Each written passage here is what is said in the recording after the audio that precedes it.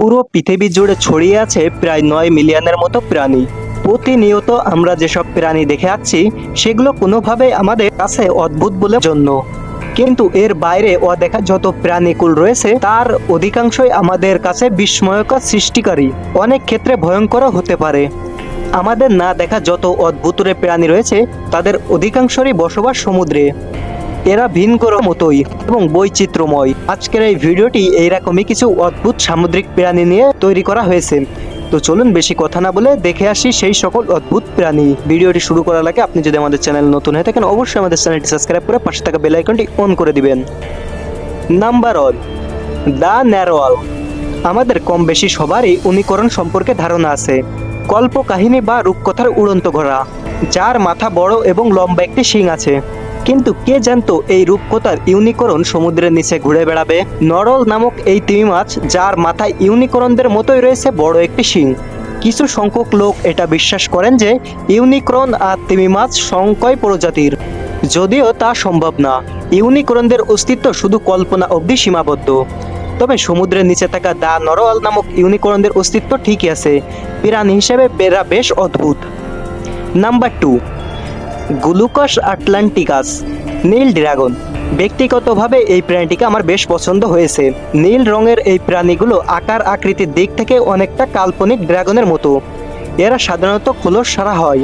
মালাস্কা পর্বের এই প্রাণীগুলো আকারে হয় মাত্র 1 থেকে 2 ইঞ্চি। এদের বাসস্থান মূলত আন্টার্কটিকাকে। দেখতে সুন্দর হলেও এদের শরীরে রয়েছে বিষাক্ত রকমের কাঁটা, ধরতে গেলে হাতে বিঁধে যেতে পারে, তাই এদেরকে না ধরাই উত্তম।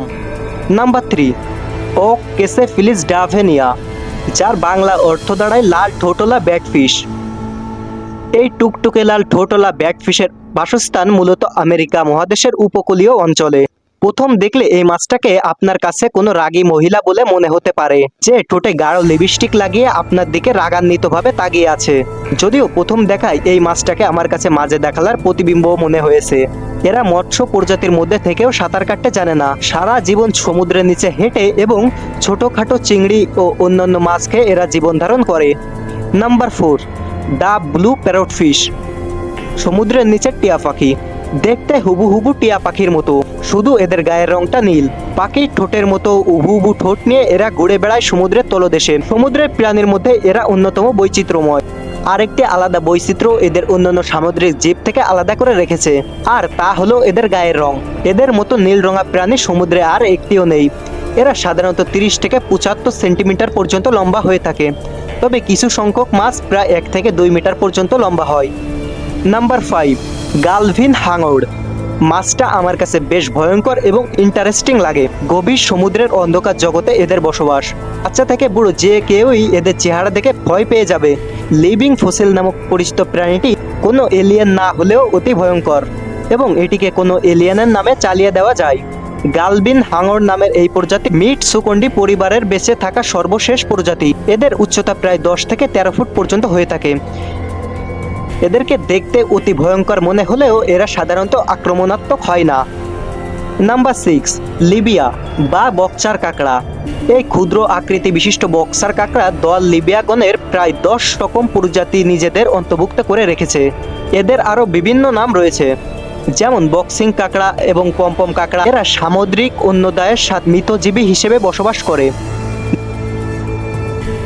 নিজেদের মাধ্যমে এরা আন্দোমনদের বিভিন্ন বিপদ হতে রক্ষা করে, যার পরিবর্তে আন্দোমন্যরা তাদের খাবার সংগ্রহ করে দেয়।